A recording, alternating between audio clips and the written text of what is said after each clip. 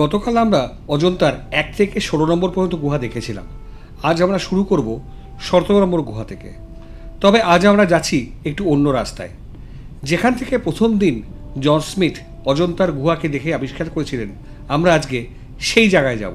সেখান থেকে দেখব জন স্মিথ কেমন দেখেছিলেন অজন্তার গুহাকে।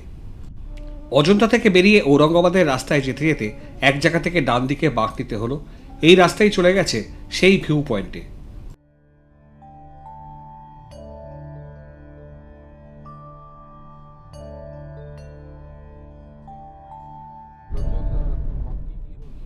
অজন্তায় আমাদের হোটেল অজন্তা গ্রিন থেকে এই অজন্তা ভিউ পয়েন্টের দূরত্ব 25 কিলোমিটার।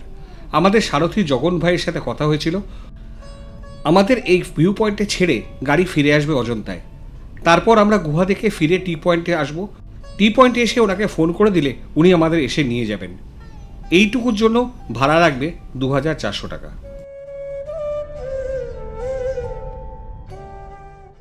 1819 সালে 28শে এপ্রিল ক্যাপ্টেন জন স্মিথের নেতৃত্বে একদল ইংরেজ সৈন্য বাঘ শিকারে বেরিয়েছিলেন।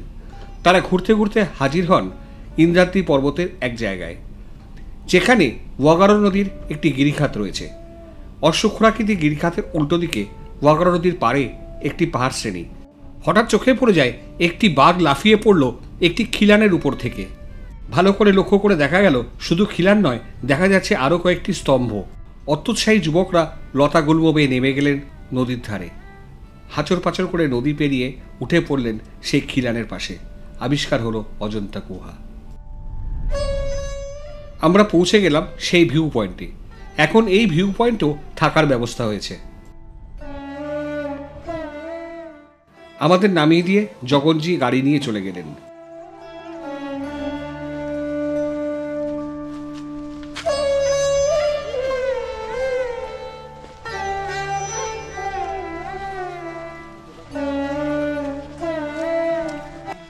আরে শালা, এখানে থাকার ব্যবস্থা আছে রে?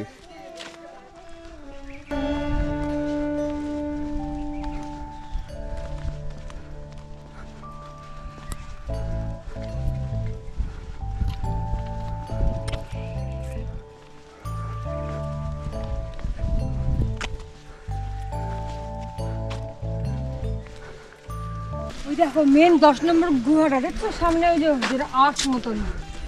এই সেই স্থান যেখান থেকে জন স্মিথ প্রথম দেখেছিলেন অজন্তা গুহাকে। তার প্রথম চোখে পড়েছিল 10 নম্বর গুহার খিলানযুক্ত প্রবেশপথটি।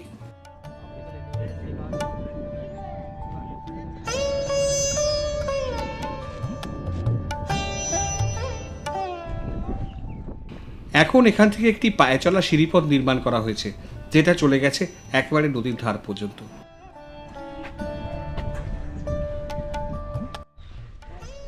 এই রাস্তাটা দিয়ে আমাদের নামতে, আমরা কতক্ষণ নামা শুরু করলাম? ঠিক 9:26-27 দেখা যায় কতক্ষণ লাগে। 1 ঘন্টা কম লাগবে। হ্যাঁ, 10:30টার মধ্যে পৌঁছে। এই রাস্তায় সচরাচর খুব একটা পর্যটকরা আসেন না, তবে এই রাস্তায় একবার অবশ্যই আসা উচিত, না হলে অজন্তাকে দেখা পরিপূর্ণ হয় না। আমরা 9:27 রওনা দিলাম, দেখা যাক কতক্ষণ লাগে এটা নামতে।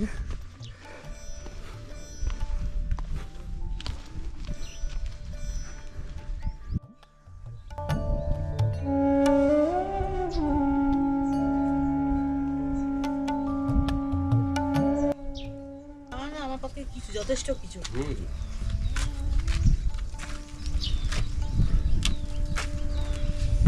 হ্যান্ডেল না থাকলে আমার পক্ষে খুব মুশকিল, এই রেলিং না থাকলে।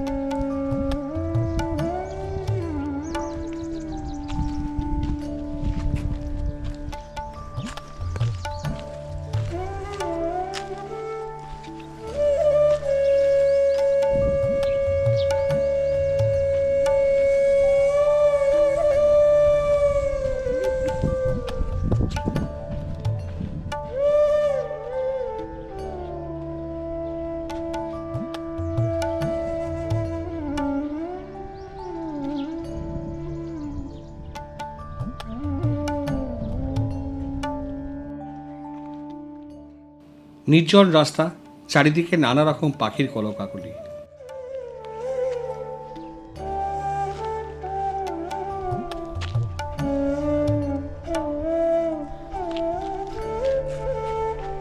এই ডান দিকে যাব একটু। অনেকটা নিচে নেমে এসে আরেকটি ভিউ পয়েন্ট।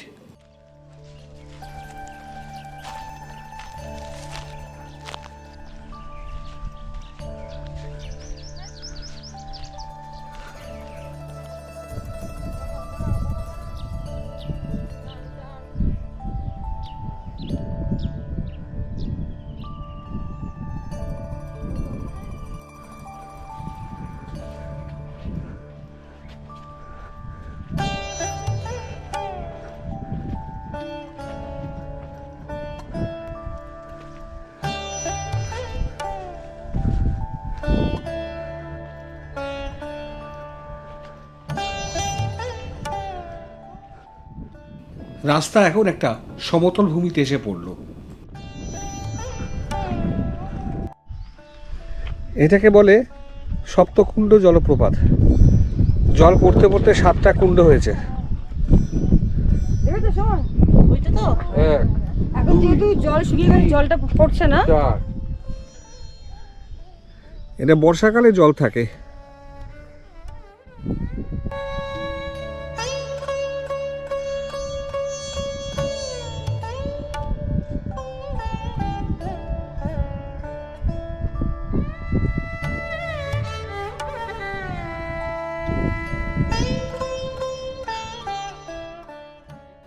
এখন অজন্তার 26 নম্বর গুহা পর্যন্ত পর্যটকদের দেখতে দেওয়ার অনুমতি দেওয়া হয়। 27 থেকে 30 পর্যন্ত গুহাগুলি দেখা যায় না। এখান থেকে কিন্তু 27 থেকে 30 নম্বর গুহাগুলি স্পষ্ট দেখা যাচ্ছে। 26 নম্বর গুহায় এএসআই কিছু কাজ করছিলেন, তাই সেই জায়গাটি সবুজ রঙের কাপড় দিয়ে ঢাকা দেওয়া। সেটা দেখে বোঝা যাচ্ছে 26 নম্বর গুহাটিকে। 26-এর বাঁদিকে 27 থেকে 30 নম্বর গুহা। পাহাড়ের উপর ওই সমতল জায়গাটি ছেড়ে সিঁড়ি আবার নিচের দিকে নেমে গেছে।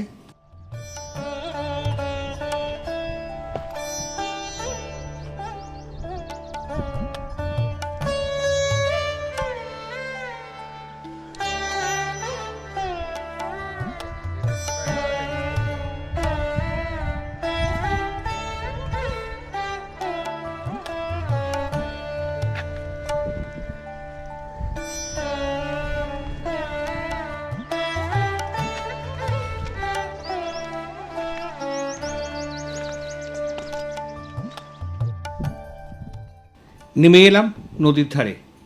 আমাদের সময় লাগলো প্রায় ঘন্টাখানেক।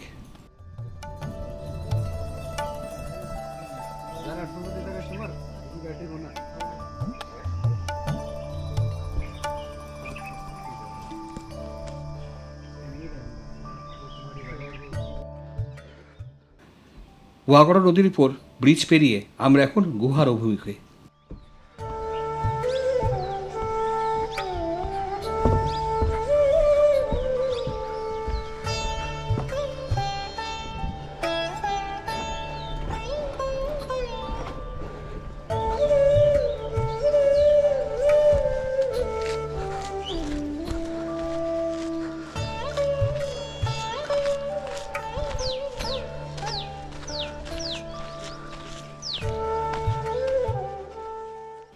ব্রিজ পেরিয়ে এই রাস্তাটি এসে উঠেছে 8 নম্বর গুহার সামনে। 8 নম্বর গুহার সামনে একটি টিকিট কাউন্টার আছে, যেখান থেকে টিকিট কেটে নেওয়া যাবে। এসে শুরু করলাম। 8 নম্বর গুহাকে ডান দিকে রেখে আমরা সিঁড়ি দিয়ে উঠে যাচ্ছি।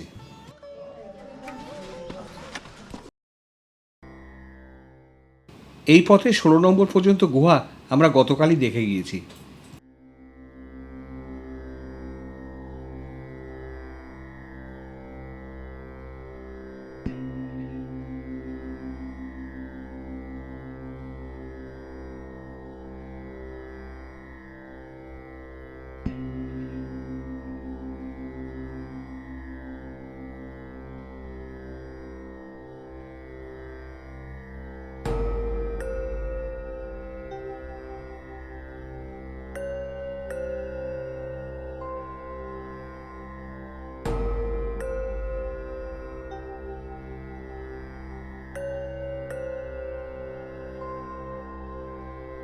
बुद्धं शरणं गच्छामि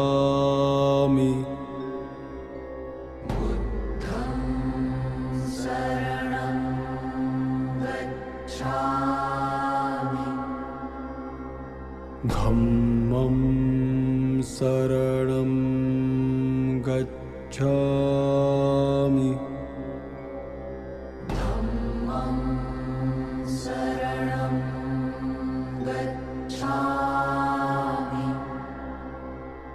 संघं शरणं गच्छामि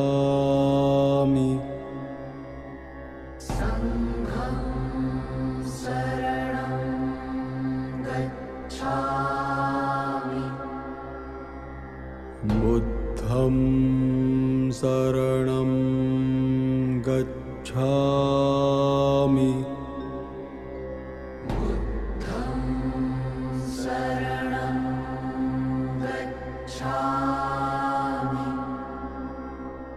धम्मं शरणं गच्छामि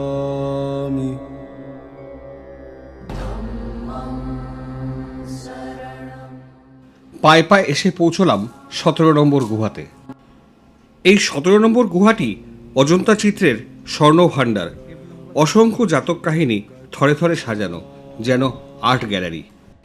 গুহা নিরাপত্তারক্ষীর মুখ থেকে কয়েকটি গল্প আমরা শুনতে পেলাম। राशिमंडल, ये राशिमंडल है। Wheel of life, wheel of life, जीवन चक्र। कौन सा पीछे व्हील ऑफ लाइफ, जीवन चक्र।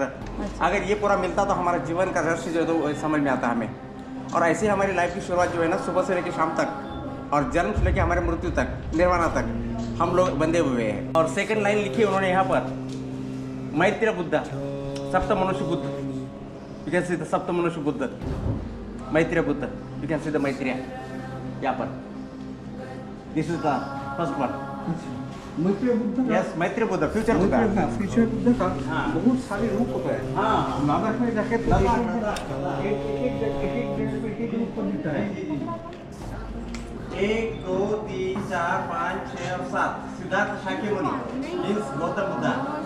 इन लोगों ने अपना ज्ञान को पूरे वर्ल्ड को दिखाया, इसलिए इनको बुद्ध कहा जाता है। और इन लोगों ने ज्ञान प्राप्ति होने के बाद में लोगों को प्रसारित नहीं किया, इसलिए डार्कनेस दिखाया उनको, ब्लैक दिखाया गया।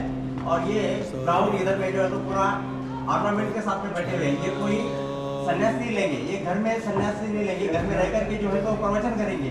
इनको सब ज्ञान की प्राप्ति होगी, इसलिए उनको कहते हैं मैत्रेय बुद्ध। यस,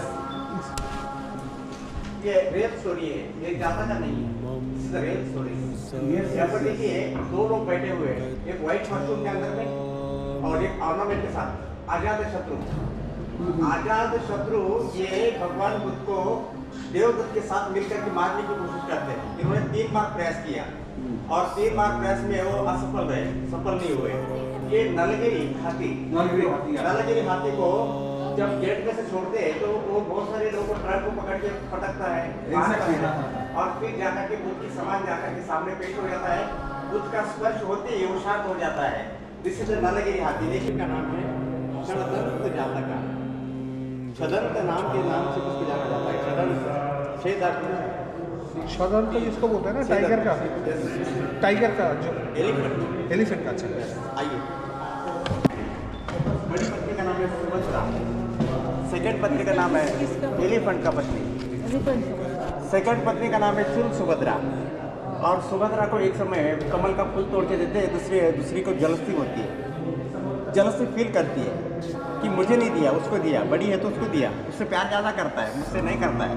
लेकिन उसको कहा जाता है कि आपको पारिजात के फूलों से स्नान कराएंगे।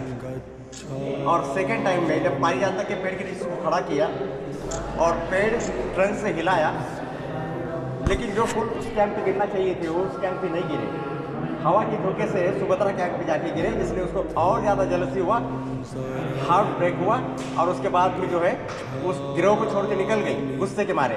लेकिन जब वो चल रही थी तो उसको गुस्सा था, गुस्से में आदमी कुछ भी करता है और उसको याद भी नहीं कि हम कहाँ चल रहे हैं। छोटे से रास्ते से बड़ी पहाड़ी से गिर के उसकी मौत हो गई, लेकिन चित्त की चेतना जो होती है ना, अंदर भावना, ये बदले की भावना से वो जागरूक हुई, बदले की भावना से उसका मृत्यु हुआ और एक वाराणसी के राजघराने में उसका जन्म हुआ। यस। अच्छा। और वहाँ उसने हाथी से बदला लेने के लिए सोच रही थी। जब बड़ी हो गई, हाथी से बदला लेना है और हाथी को मारने के लिए कुछ हंटर्स को भेजा। हंटर वहाँ पर पहुँचे, ट्रैप लगाया। 7 दिन के बाद ट्रैप में हाथी फंस गया और हाथी को जब ये मारना शुरू कर दिए तो वो हाथी ने कहा कि आप जो काम करने के लिए आए ना, ये मेरा अधूरा काम है, मुझे पूरा करने दो। और हाथी ने खुद उनको दो सूंड से अपना दांत निकाल के देना शुरू कर दिया। तब सीनियर शिकारी सुनकर उनके पैर छू रहा है, पैर पड़ रहा है। ये सादा हाथी नहीं, अपना बलिदान खुद कोई नहीं देता है और इसलिए वो शॉक रह जाता है, पैर पड़ता है। और जब ये प्रिंस को पता चलता है, उसको देखने के लिए फॉरेस्ट में आती है, तब तक ब्लड सर्कुलेशन होकर के हाथी का डेथ हो चुका था। हाँ, ये स्टोरी आइडेंटिफाई नहीं हुआ। इसका नाम है वेशांतर जातका और वेशांतर का मैं कहा और ये पोर्शन बिल्कुल ही same like that Harichandra, Harichandra राजा हरिश्चंद्र जो दान करता है वही। अच्छा अच्छा। यहाँ पर आइए, यहाँ पर भी लगाइए, बैक साइड में आइएगा इधर में। और इस तरह से आपको पेंटिंग को ऑब्जर्व करना है, सीरीज पेंटिंग को स्ट्रेट नहीं है, up and down, up and down, up and down. देखा आपको? हाँ। इस तरह से पिंडाल हिलता है, शामियाना हवा से हिलता है, वो उस तरह से बनाया गया है।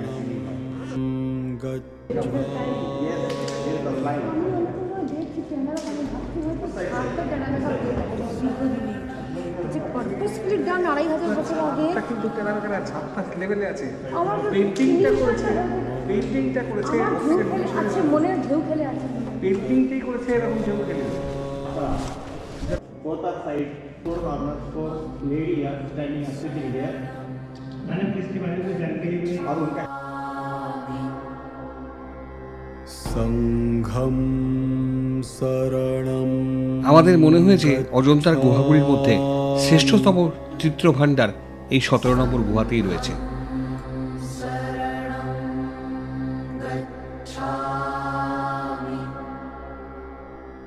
बुद्धं शरणं गच्छामि।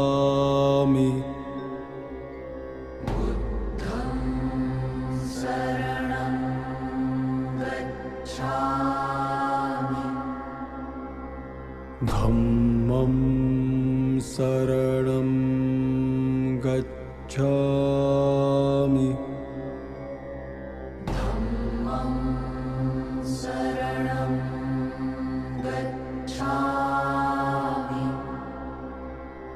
संघम शरणम।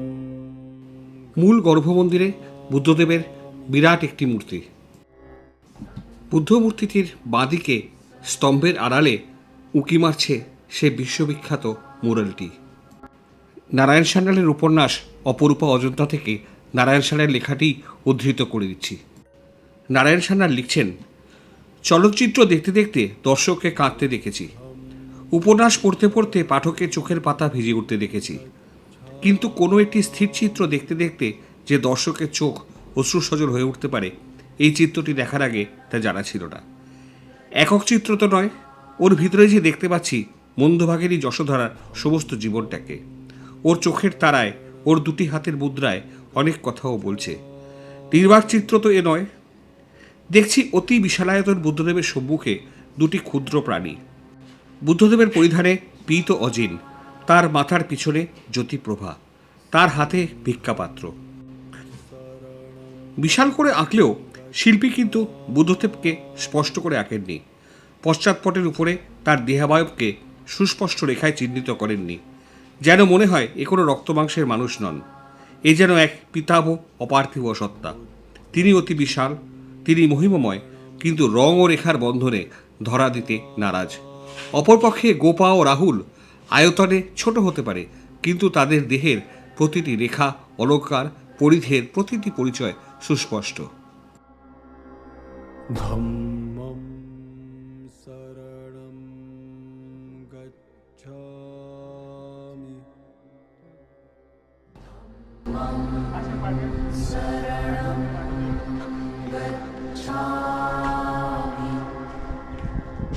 संघं शरणं गच्छामि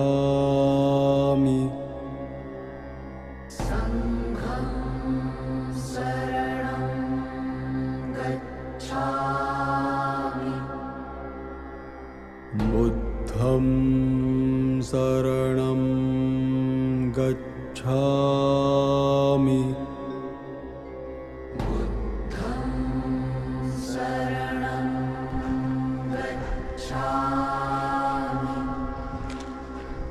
धम्मं शरणं गच्छामि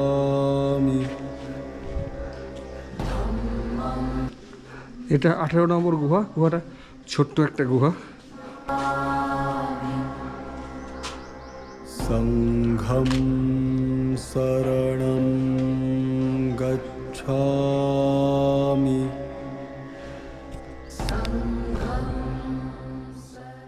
এটি 19 নম্বর গুহা। ভাস্কর্যের দিক থেকে বিচার করলে এই 19 নম্বর গুহাটি শ্রেষ্ঠতম গুহা।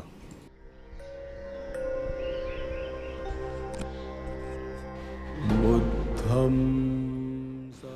গুহার ছাদে কড়িবর্গার আদল। এই সারি সারি খিলান আকারের বিমগুলি ছাদের ভার বহন করছে না। শিল্পীরা নিছক অভ্যাসের বশেই এই খিলানগুলি তৈরি করেছিলেন। মিস্টার পার্সি ব্রাউন নামের একজন প্রত্নতত্ত্ববিদ বলেছেন, ওদের হাত ছেড়ি হাতুড়িতে নিযুক্ত থাকলেও ওদের মনে রয়ে গেছে সেই আদিম করাত বাটালির যুগের স্মৃতি।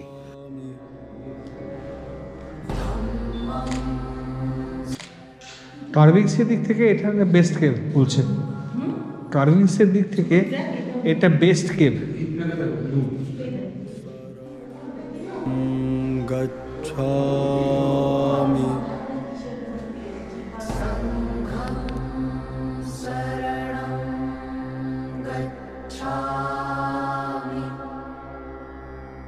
बुद्धं शरणं गच्छामि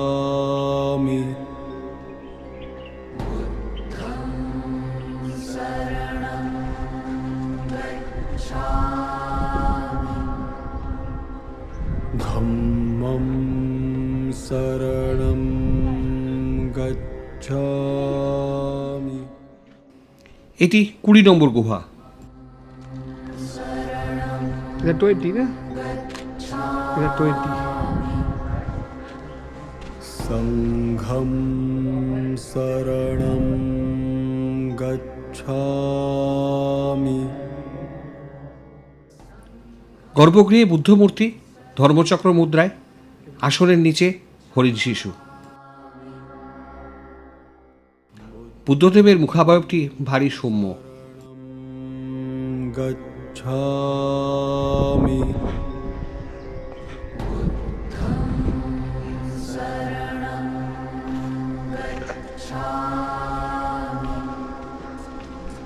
धम्मं शरणं गच्छामि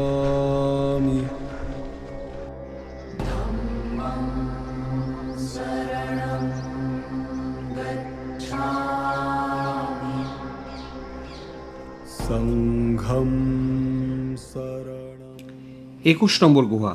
गच्छामि এই 21 নম্বর গুহার সামনের বারান্দাটি ভেঙে পড়েছে, তবু যে দুটি স্তম্ভ এখনো দাঁড়িয়ে আছে তাতে অতি সুন্দর নকশা কাটা কলকার কাজ দেখা যায়।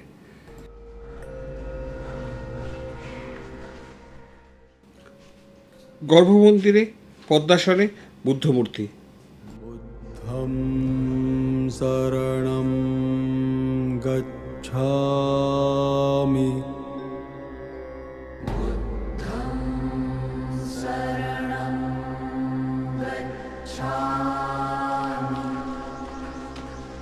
धम्मं शरणं সিঁড়ি দিয়ে সামান্য ওঠার পর 22 নম্বর গুহা।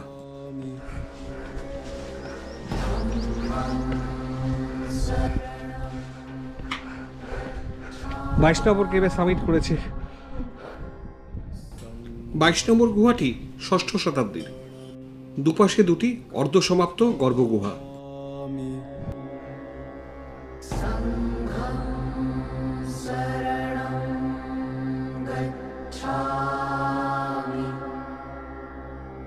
বুদ্ধং শরণং এটা 23 নম্বর গুহা।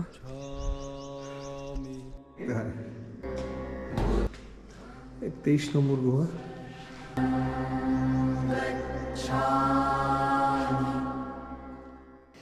এই গুহায় অলঙ্করণের কাজ কিছু হয়েছিল, কিন্তু গর্ভগৃহে কোনো মূর্তি নেই। 23 নম্বর গুহার স্যাংকামের ভেতরে কোনো বুদ্ধ মূর্তি তৈরি করা হয়নি। সম্ভবত অর্ধসমাপ্ত অবস্থায় এই গুহার কাজ পরিত্যক্ত হয়েছিল। সংঘম শরণং গচ্ছামি। কি ইন্টারেস্টিং দেখ এখানে, সবার ইন্টারেস্ট লাগবে নাকি তোর লাগবে?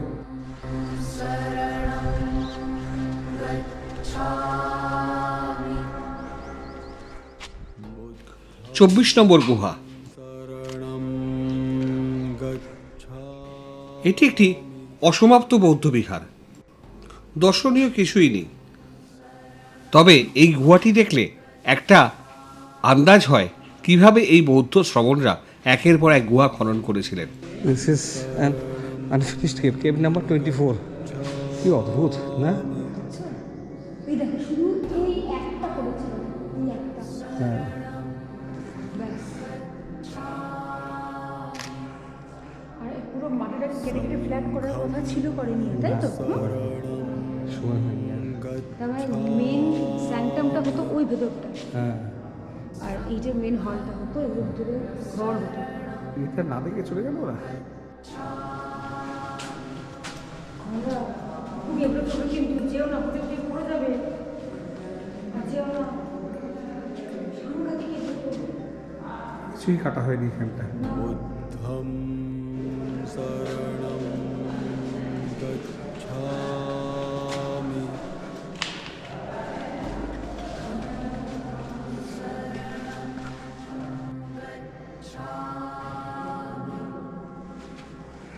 ধম্মং শরণং গচ্ছামি।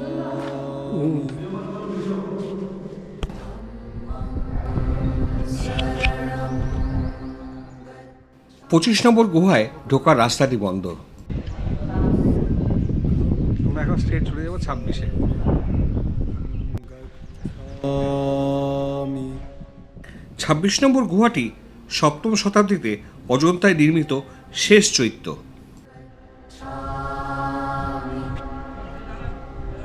বুদ্ধং 26 নম্বর গুহা এটা। গচ্ছামি। এই গুহায় দুদিকে দেওয়াল জুড়ে অনেকগুলো বুদ্ধ মূর্তি আছে, নানা ভঙ্গিময়। ধম্মং শরণং গচ্ছামি।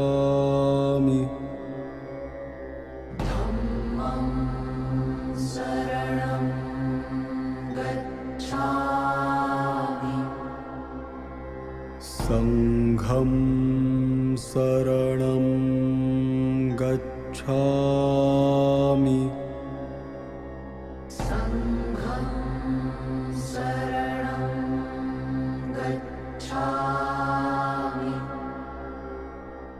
বুদ্ধং শরণং গচ্ছামি।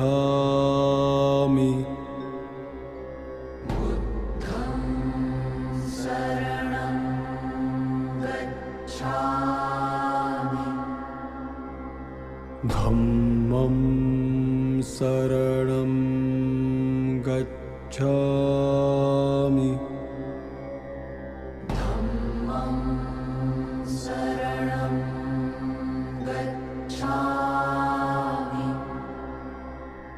সংঘং শরণং গচ্ছামি।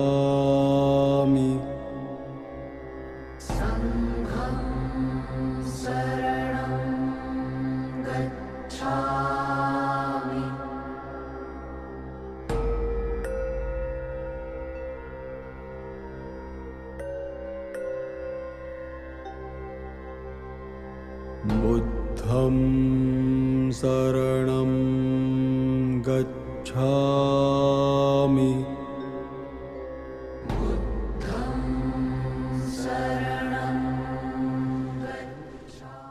একবার পুরো প্রদক্ষিণ করে আসার পর নিরাপত্তারক্ষীকে বললাম আমাদের এই গুহার মূর্তিগুলো সম্বন্ধে একটু বুঝিয়ে দিতে। ये सबसे बड़ा स्टेचू है सबसे बड़ा जितना टेबल है इसके अंदर सबसे बड़ा सबसे 24 फीट 24 फीट और ये निर्वाण अवस्था है वहाँ नहीं हुआ। वहाँ पर ही निर्वाण उनका फेस देखिए प्रसन्न अवस्था में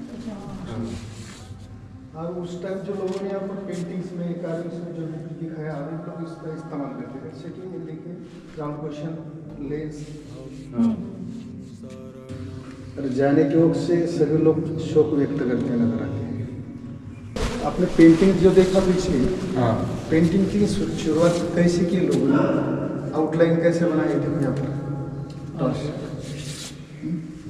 अब ये स्टैंडिंग में जो स्टैचू है हाँ साइड के लोग तो वेलकम करते हैं और सभी लोग खुशियाँ मनाते हैं वेलकम करते हैं अपने में एक महापुरुष आने का स्वागत करते हैं सर में देवता लोग अच्छा और एक उनके शिष्य नंद ये नंदन ये स्टाइल को उनकी तो उनको डिस्टर्ब करने की कोशिश करते हैं विचलित करने की कोशिश करते हैं वो लोग ये नीचे वाले ये नीचे नहीं जमा तो लास्ट में उन्होंने जिसे ने मारा विजय उन लोग हाथ में जो 23 अलग अलग चेंज कर डाले हाथ में शस्त्र है कुछ लोग ऐसे उनको डराने की कोशिश करते और फिर लास्ट में नहीं डरने के बाद भी पूछते आपके पास क्या प्रोसीजर है क्या आपको ज्ञान प्राप्त हुआ तो उन्होंने घुमाता दूसराक्षर का भूमि स्पर्श मुद्रा है हाँ,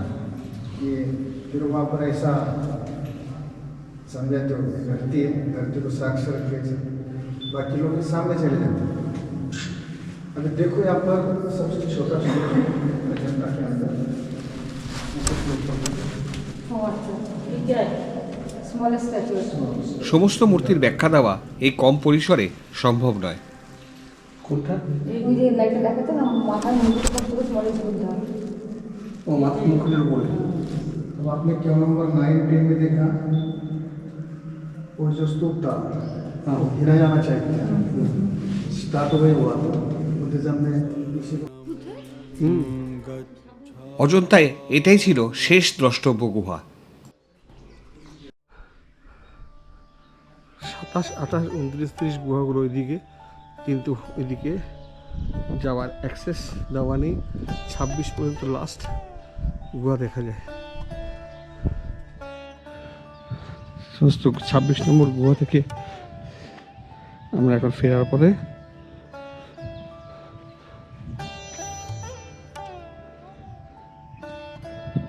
লাগলো আমি এতটা ভালো লাগবে আশা করিনি আমার মধ্যে খুব এ ছিল যে এত ভালো লাগবে না বেকার আসা হবে সব ভেবেছিলাম।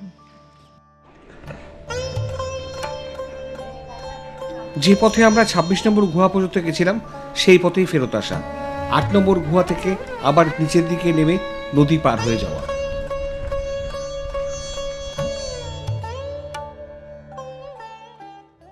ফেরার পথে আর 1 নম্বর গুহা পর্যন্ত গুহা পথ দিয়ে যাওয়ার প্রয়োজন পড়ে না, একটি বাইপাস রাস্তা আছে। ওয়াগড়া নদীর অপর পার দিয়ে এই রাস্তাটি সোজা চলে গেছে অযোধ্যার প্রবেশপথের সামনে।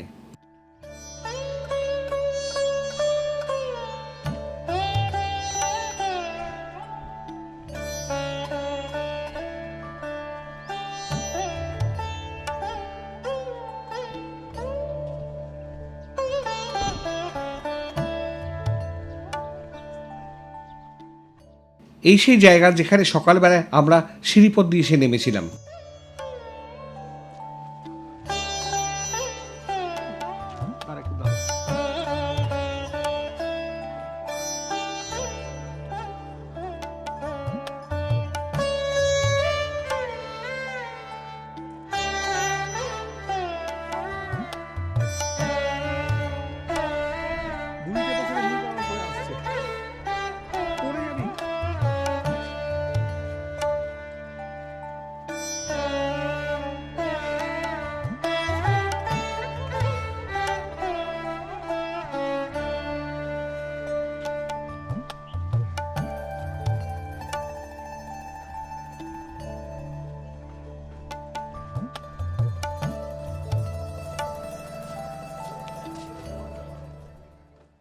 ডান দিকে রেস্তোরাঁয় মধ্যাহ্নভোজ সেরে নিলাম।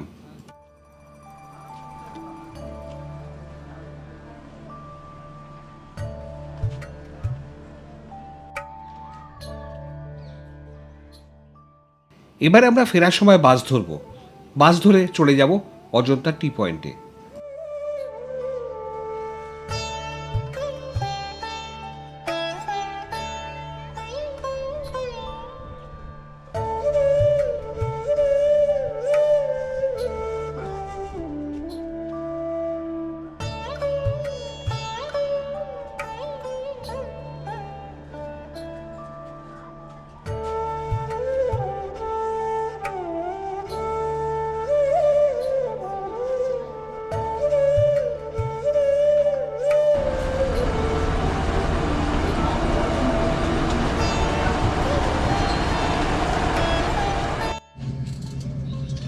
অযোধ্যা দেখা শেষ, আমরা এখন বাসে উঠে পড়েছি টি পয়েন্টের জন্য।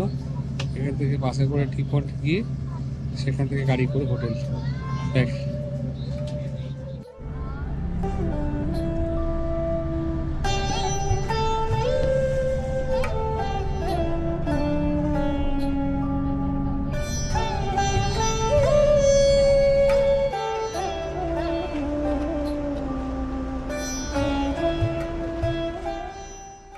পৌঁছে গেলাম অজন্তা টি পয়েন্ট বাস স্ট্যান্ডে। এবার এখান থেকে হেঁটে টি পয়েন্ট কার পার্কিং।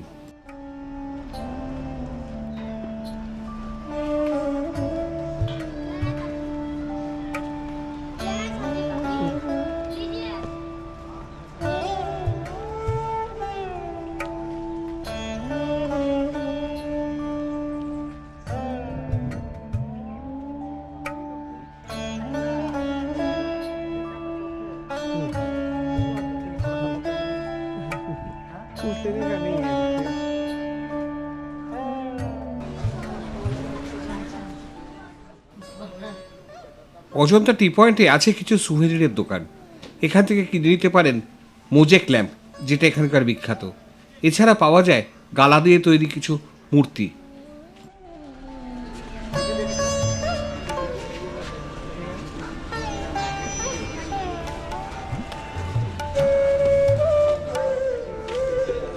সুমতি, গতবার আমরা এই দোকানটা থেকে কিনেছিলাম।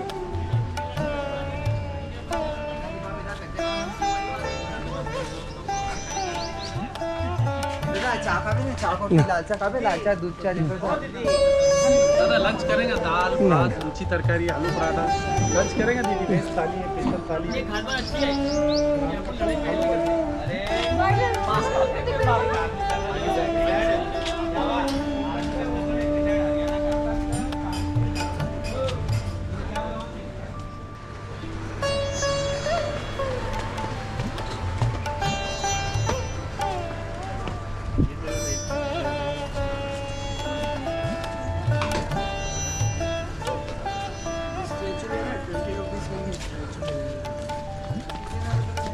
এই 20 টাকা করে বলছে এখানে।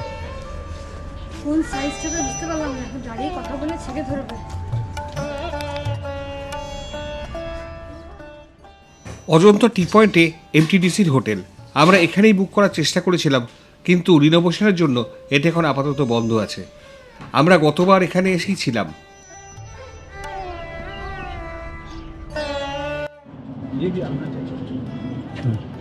होटल हाँ, ये है जगन भाई, हमारे सारथी 2 दिन के लिए। बहुत अच्छा आदमी है। उसका फ़ोन नंबर मैं वीडियो के नीचे दे दूंगा। कभी कोई भी आए अजंता में, जगन भाई से थोड़ा भेंट कर लीजिएगा। Is a very good person.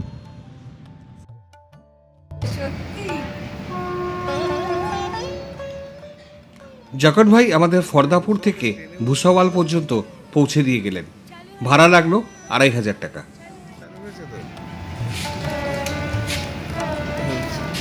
মামি খুব টেনশনে রয়েছে। আমরা ভুসাওয়াল থেকে ট্রেন ধরবো চন্দ্রপুর যাওয়ার জন্য। রাত 12টা 50-এ ছিল ট্রেনটি।